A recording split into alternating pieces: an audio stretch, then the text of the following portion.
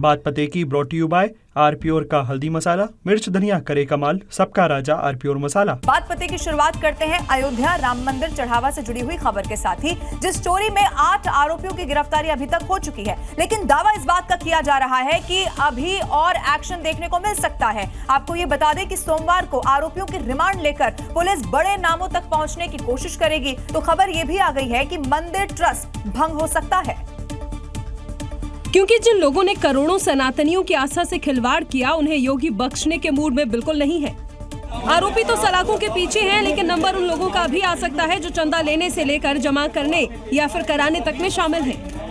Bank के employees हैं, वो भी इसमें जो है वो फंस सकते हैं। उनकी भी जो है वो प्रॉपर इन्वेस्टिगेशन इसमें पूरी चल रही है। 17 लोग जो है वो अंडर स्कैनर हैं और इन पे भी जो है वो कार्रवाई हो सकती है। इधर मंदिर ट्रस्ट के व्यवस्थापक रहे गोपाल राव पर भी एफआईआर की खबर है। गोपाल राव चंपत राय के करीबी माने जाते हैं, तो वहीं मंदिर ट्रस्ट भी भंग किया जा सकता है। योगी सरकार का प्रण है कि गुनहगार बचेंगे नहीं। माननीय मुख्यमंत्री जी की करनी और कथनी में कोई अंतर नहीं है। जो लोग इसमें और भी इन्वॉल्व हैं, उन सब की गिरफ्तारी होगी। जो भी दोषी लोग हैं उनको गिरफ्तार करके उचित दंड मिलेगा उनको। 29 जून को गिरफ्तार आरोपियों की कोर्ट में पेशी है, जिसके बाद पुलिस रिमांड पर आरोपियों से सच और उन लोगों का नाम उगलवाएगी जो अभी तक पर्दे के पीछे है। थोड़े में ज्यादा स्वाद, यही तो है इसकी खास बात। वाओ मामा, क्या स्वाद है। अरे मेरे राजा,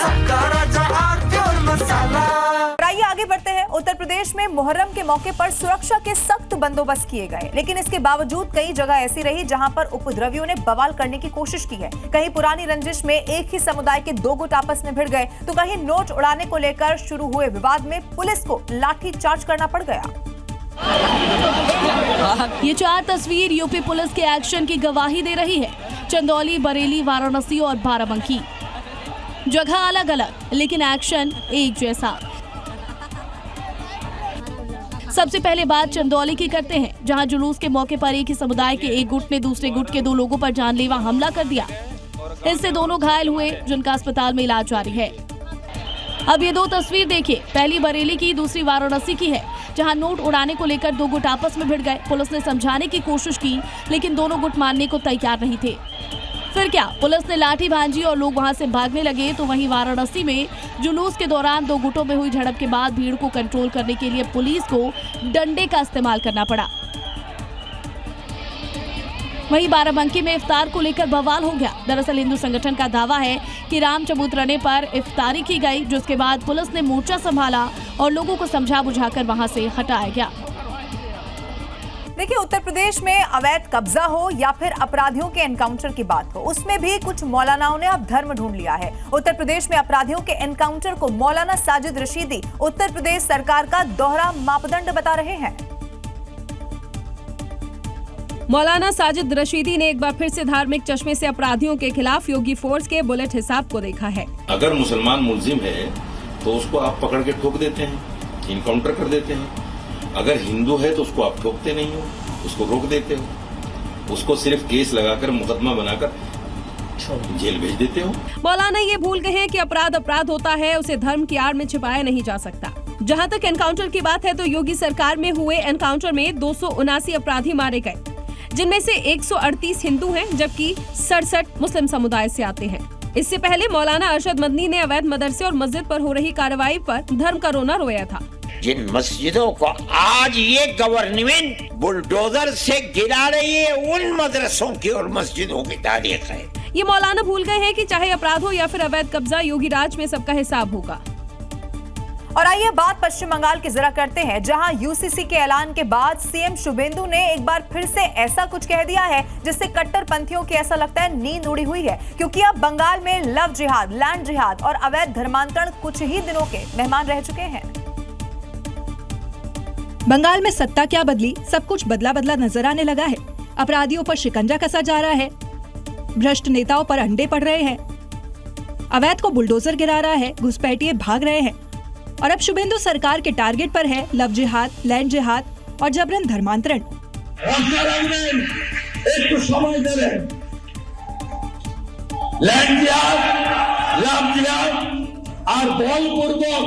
ধর্ম পরিবর্তন করার বিরুদ্ধে কঠোর এবং কঠিন আইন এই সরকার। शुभेंदु अधिकारी सोमवार यानी 29 जून को बंगाल विधानसभा में यूसीसी विधेयक पेश करेंगे। यूसीसी बिल पेश होते ही बंगाल देश का चौथा राज्य बन जाएगा। इससे पहले यूसीसी उत्तराखंड, गुजरात और असम में पूरी तरह से लागू है। इसके लागू होने के बाद बंगाल में 1 से ज्यादा शादियों पर रोक लगेगी। बाल विवाह, 3 तलाक, हलाला और लिव इन रिलेशनशिप में मनमानी पर ब्रेक लग जाएगा। शुभेंदु के इस फैसले से कट्टरपंथी और अराजक तत्वों में जबरदस्त खौफ है। इधर नीट पेपर लीक के विवाद के बीच महाराष्ट्र से भी पेपर लीक का एक बड़ा मामला सामने आ गया। दरअसल ठाणे में टीईटी परीक्षा पेपर लीक होने के बाद परीक्षा को रद्द कर दिया गया है। अब इसी के बाद महाराष्ट्र की सियासत गर्मा चुकी है। परीक्षा से ठीक एक दिन पहले ठाणे में टीईटी परीक्षा पेपर लीक हो गया। पुलिस ने कार्रवाई करते हुए लीक पेपर को बरामद करते हुए कई संदिग्धों को हिरासत में लिया है। टीईटी की परीक्षा में 4 लाख के करीब कैंडिडेट शामिल होने वाले थे। वो अपने भविष्य की परीक्षा देते, उससे पहले ही पेपर लीक का खेल हो गया। अब इसको लेकर सियासत गर्मा गई है। टीटी का पेपर होना था, 4.5 लाख के करीब विद्यार्थी उसमें बैठने वाले थे, वो पेपर अब लीक हो गया। वाह भाई वाह, मतलब डबल इंजन की सरकार इसी को कहते हैं कि पहले केंद्र में एनटीए का पेपर लीक, फिर यहाँ टीटी का पेपर लीक। महाराष्ट्र में यही डबल इंजन है। ये सरकार की नाकामयाबी है, ठीक ढंग से एग्जाम भी नहीं ले सकते। इसके पहले भी पुणे में पुलिस रिक्रूटमेंट का भी पेपर इस तरह से पूरा। ऐसे पेपर लीक करने वाले जो एक पूरा गैंग है, उनका एक बड़ा माफिया तंत्र है जो पूरे देश में सक्रिय है और इस माफिया तंत्र के ऊपर जोरदार हल्ला बोलने की आवश्यकता है। नीट परीक्षा के पेपर लीक होने के बाद से देश भर में हंगामा मचा हुआ था। इस बीच टीईटी का पेपर लीक होने से विपक्ष को डबल इंजन सरकार को घेरने का मौका मिल गया है। अब खबर यह है कि उद्धव ठाकरे को एक बार फिर से एक बड़ा झटका लग सकता है। दरअसल महाराष्ट्र में ऑपरेशन टाइगर 2.0 की सुगबुगाहट अब बहुत तेज हो चुकी है। दावा इस बात का किया जा रहा है कि इस बार उद्धव गुट के 14 विधायक पाला बदल सकते हैं। और यही वजह है कि अब एक बार फिर उद्धव ठाकरे एक्टिव नजर आ रहे हैं। पार्टी कार्यकर्ताओं और नेताओं से मिल रहे हैं। वहीं बीजेपी ने कहा कि लोग असली शिवसेना की तरफ जाना चाहते हैं, तो वहीं उद्धव गुट ने चेतावनी दी है कि कल ये शिंदे गुट के साथ भी हो सकता है। बचे कुछ विधायक और जो पार्षद चुन करके आए हैं वो भी छोड़ करके चले जाएंगे। बचे कुछ विधायक भी असली शिवसेना के साथ जाना चाहते हैं। लोगों को दिल से जीतो, जो जीत के आए हैं उनके साथ में आगे बढ़ो। जो संख्या है उस संख्या को लेके आपका पार्टी बढ़ानी चाहती हो तो लोगों के बीच में जाके इस तरह का ये करने से लोग बिल्कुल, आज आपको ठीक है, आपको लगता है, लेकिन कल यही बात आपके साथ भी हो सकती है। दरअसल उद्धव ठाकरे ने 5 दिन पहले अपने विधायकों की एक आपात बैठक बुलाई थी, जिसमें पार्टी को एकजुट रखने की रणनीति पर चर्चा की गई। लेकिन इस बैठक में 3 विधायक नहीं पहुंचे थे, जिससे टूट की अटकलों को हवा मिली। बिहार की राजधानी पटना में एक बार फिर से सियासी हलचल हो गई है। आज 4 साल के बाद आरसीपी सिंह की नीतीश कुमार से मुलाकात हुई है, जिसके बाद उनकी घर वापसी के अब कयास लगाए जाने लगे हैं। हालांकि इस मुलाकात पर जेडीयू की तरफ से तो कोई प्रतिक्रिया नहीं आई है, लेकिन आरसीपी जरूर उत्साहित नजर आए हैं। अपने समर्थकों के साथ पहुंचे आरसीपी सिंह 7 सर्कुलर रोड यानी कि नीतीश कुमार के आवास पर पहुंचे हुए थे। वो वेटिंग हॉल में बैठे और नीतीश कुमार से उनका आमना सामना भी हुआ। इस मुलाकात की तस्वीर उन्होंने अपने एक्स पर पोस्ट की। उन्होंने ये भी दावा किया कि मुलाकात तो हुई ही, जेडीयू को अपना घर भी बताया कि 4 वर्षों के उपरांत मेरी भेंट नीतीश बाबू से हुई, बहुत अच्छा लगा। तो घर तो अपना है ही। हालांकि जिसे आरसीपी सिंह मुलाकात कह रहे हैं और जिस तस्वीर को पोस्ट किया है वो तो कुछ और ही अब बयां कर रही है। सूत्रों के मुताबिक 20 मिनट तक वहां रहे नीतीश कुमार ने आरसीपी सिंह की तरफ देखा भी नहीं, जिसकी पुष्टि आरसीपी समर्थकों का ये हंगामा भी कर रहा है। उत्तर प्रदेश के सीएम योगी आदित्यनाथ जब भी किसी कार्यक्रम में सांसद रवि किशन के साथ शामिल होते हैं तो उन पर जमकर चुटकी लेते हैं। अब गोरखपुर में एक अस्पताल के उद्घाटन में रवि किशन पर योगी ने न सिर्फ चुटकी ली बल्कि गाना सुनाने की पेनल्टी भी लगा दी। स्वास्थ्य क्षेत्र में दरअसल सीएम योगी यहां एक निजी हॉस्पिटल के उद्घाटन के मौके पर पहुंचे थे। रवि किशन कुछ देर बाद पहुंचे और अस्पताल के बारे में इस स्टेप पर ही जानकारी ले रहे थे, जिसे योगी ने सुन लिया। रवि किशन बोल रहे थे कि क्या फ्री में, मैंने कहा आप जब फ्री में, जिस दिन आप अपनी फिल्म फ्री में दिखाना शुरू कर देंगे उस दिन यहाँ पे भी फ्री में हॉस्पिटल में उपचार करा देंगे। यही नहीं, सीएम योगी ने लेट से आने पर उन पर गाना सुनाने की पेनल्टी भी लगा दी, क्योंकि वहां मौजूद लोगों ने भी इसकी डिमांड कर दी। हम सभी को मिल जाए।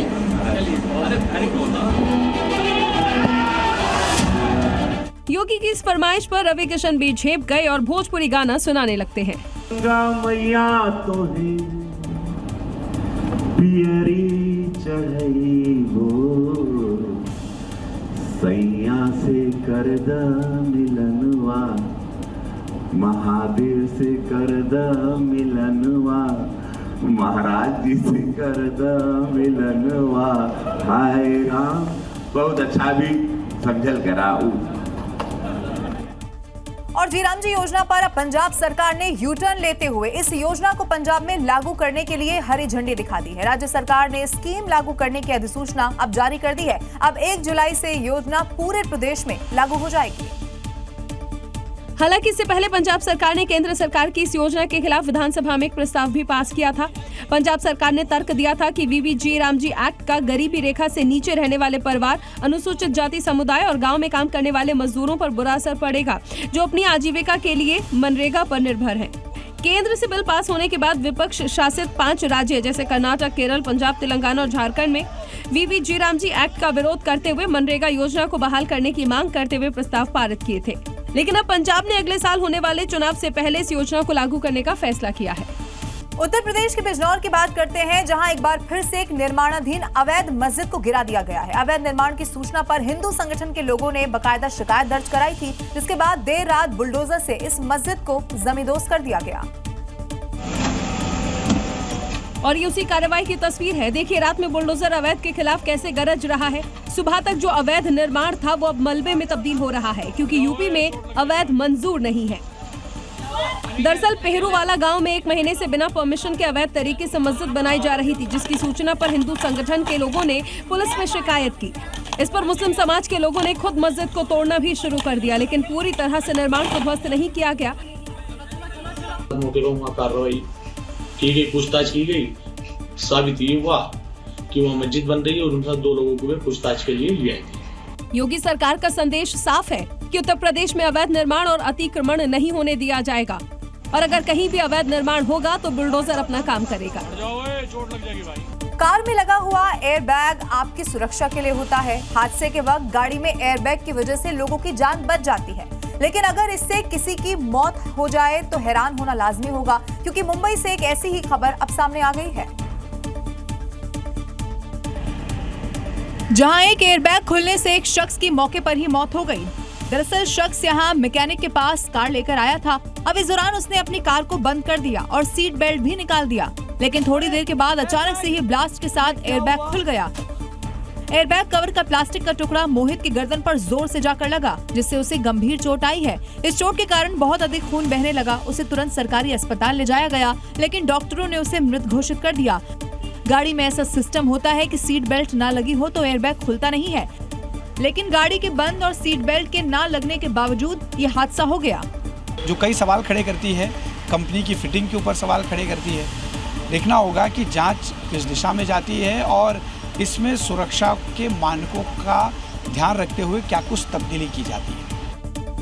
इधर केतन हत्याकांड पर पुलिस की जांच में हर दिन नए खुलासे हो रहे हैं। वहीं सिया के परिवार वाले उसके और चेतन के रिश्ते पर सरेंडर दिखाई दे रहे हैं। उनका ये कहना है कि उन्हें सिया और चेतन के रिश्ते के बारे में कोई जानकारी नहीं थी, लेकिन पुलिस की जांच में जो बात सामने आई वो किसी और बात की तरफ ही इशारा कर रहा है।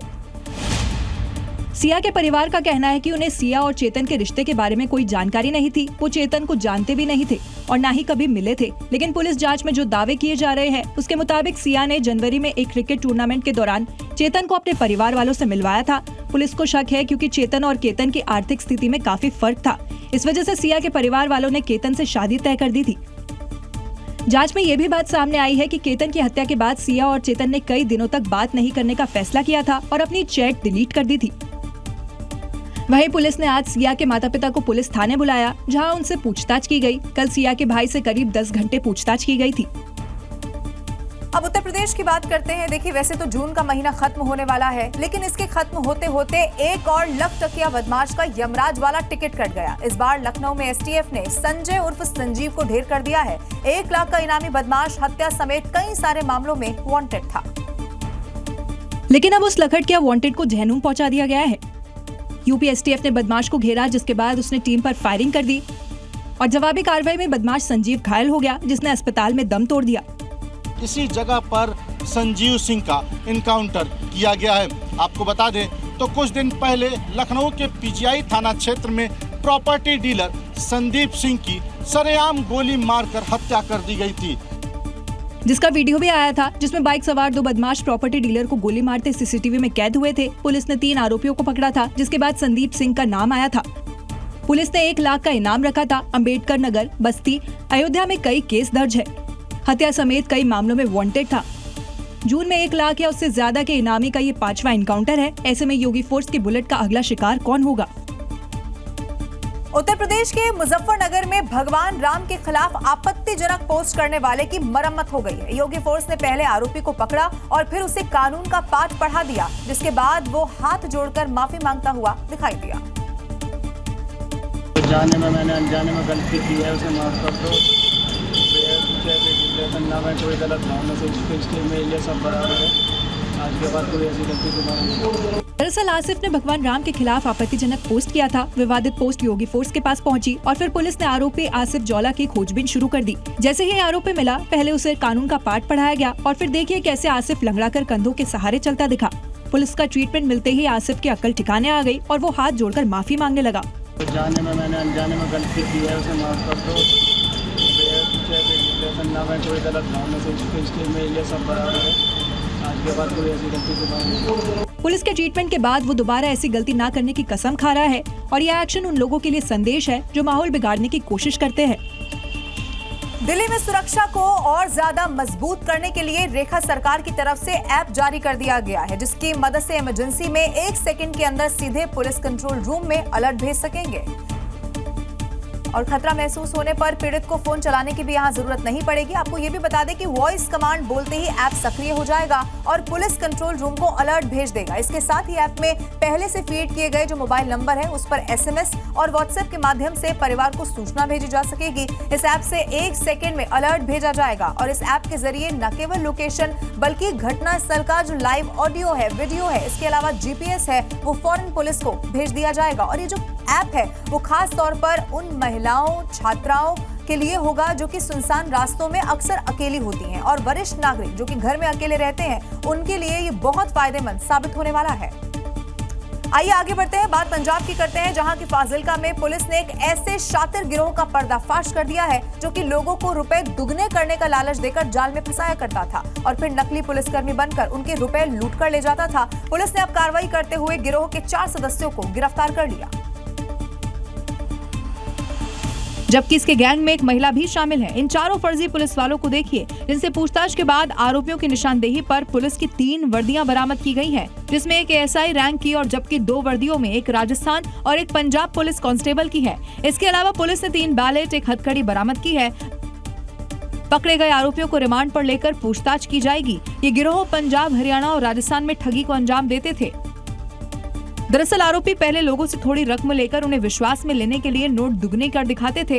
इसके बाद बड़ी रकमों की लालच में वो लोगों को अपने ठिकाने पर बुलाया करते थे, जहां गैंग की एक महिला के जरिए नोट दुगने करने का ड्रामा करने लगते थे और इस बीच पुलिस की छापेमारी का ढोंग कर सारे पैसे लूटकर वहां से फरार हो जाते थे। वहीं पुलिस अब इस मामले में आरोपी महिला की तलाश कर रही है।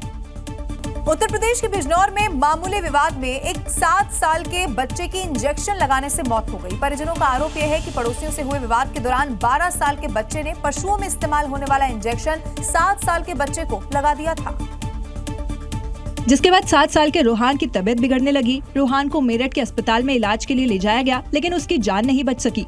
पीड़ित परिवार ने पुलिस को जो शिकायत दी है उसके मुताबिक कुछ दिनों पहले उनका पड़ोसियों से विवाद हुआ था, जिसमें पड़ोसी के 12 साल के लड़के ने रोहान के पेट में ऑक्सीटोसिन इंजेक्शन लगा दिया, जो जानवरों को लगाया जाता है, जिसके बाद रोहान की तबीयत बिगड़ने लगी और उसकी जान चली गई। रोहान को कोई इंजेक्शन लगाया गया था जिसके कारण उसकी तबीयत खराब हुई। वह रोहान को मेडिकल कॉलेज मेरठ में भर्ती कराया गया, जहाँ दौरान उपचार आज रोहान की मृत्यु हो गई। उक्त के क्रम में शव को कब्जे में लेकर मृत्यु का वास्तविक कारण जानने के लिए पोस्टमार्टम पंचायतनामे की कार्रवाई कराई जा रही है। फिलहाल पुलिस रोहान की पोस्टमार्टम रिपोर्ट का इंतजार कर रही है, उसी के आधार पर कड़ी कार्रवाई की बात कर रही है।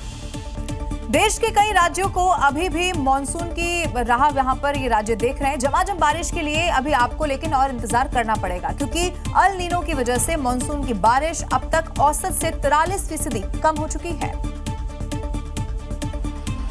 ऐसे में सवाल ये है कि जब देश के कई हिस्सों में मॉनसून सक्रिय है तो उत्तर भारत में बारिश की गति आखिर धीमी क्यों है? मौसम विभाग के मुताबिक अगले 3 से 4 दिनों में मौसम का रुख बदल सकता है। तो आने वाले जो हमारा फोरकास्ट है 3 से 4 दिन जे गुजरात के वो हिस्से थोड़े कवर कर सकता है, ज़्यादा नहीं। और इधर ईस्ट इंडिया के जो बचे हुए हिस्से हैं, झारखंड, बिहार कवर हो जाएगा, सेंट्रल इंडिया का, छत्तीसगढ़ कवर होने का अनुमान है। दरअसल अल नीनो की वजह से मौसम का चक्र बदला है, जिस वजह से मानसून में भारी कमी दिखाई देगी। मानसून पश्चिमी तट के साथ साथ दक्षिण गुजरात के कुछ हिस्सों को कवर कर चुका है, लेकिन इसका खास प्रभाव नहीं दिख रहा है। हालांकि IMD के मुताबिक आने वाले दिनों में राहत मिलने की उम्मीद है। राजधानी दिल्ली में अगले 3 दिनों तक मिला जुला मौसम देखने को मिलेगा। दिल्ली में दोपहर या शाम के समय आंधी के साथ हल्की बारिश हो सकती है। देश में हर घंटे 55 लोग सड़क हादसे का शिकार होते हैं, कभी खुद की गलती तो कभी दूसरे की गलती से। अब ऐसी एक तस्वीर आंध्र प्रदेश से सामने आ गई है, जहां हाईवे पर हादसे की लाइव तस्वीर कैमरे में कैद हो चुकी है। देखिए किसी तरीके से तेज रफ्तार कार हाईवे पर आ रही है। इस बीच कार ड्राइवर को जैसे ही इस बात का अंदाजा होता है कि वो ट्रैक्टर से टकराने वाले हैं, कार को घुमाते वक्त उसने ट्रैक्टर को पीछे से जोरदार टक्कर मार दी। हादसे के बाद ट्रैक्टर एक तरफ जा गिरा, जबकि कार बीच हाईवे पर एक के बाद एक कई बार पलट गई। अब जरा इस तस्वीर के दूसरे हिस्से को देखिए, जहां यह हादसा हुआ उस वक्त हाईवे के रॉन्ग साइड से एक साइकिल सवार और एक बाइक सवार आ रहे हैं।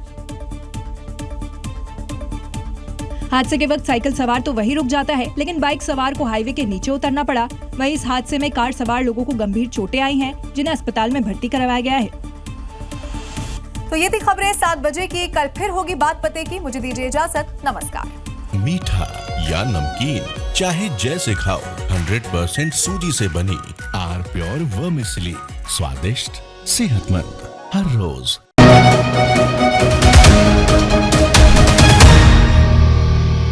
बात पते की brought you by R pure का हल्दी मसाला, मिर्च धनिया करे कमाल, सबका राजा आर प्योर मसाला।